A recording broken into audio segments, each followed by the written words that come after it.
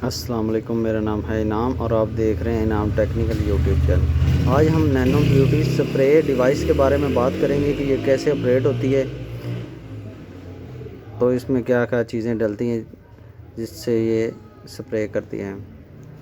ये हमारे पास एक नैनो ब्यूटी स्प्रे मशीन है और ये चलते हैं। इसमें जो है ना, वो हम पानी और खुशबू मिक्स करते हैं। हमारे पास ऑलरेडी जो उस बोतल में पानी और खुशबू जो है मिक्स है, तो वो इसमें डालते हैं।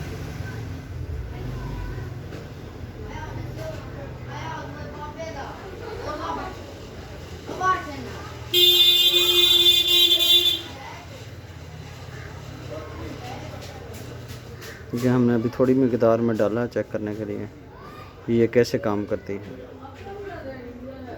ये इसका बटन लगा हुआ है, जैसे आप इसको नीचे करेंगे ये देखें ये स्प्रे कर रही। इसमें पानी और खुशबू मिक्स है और ये बहुत ही प्यारी जो है ना, ये खुशबू स्प्रे कर रही है।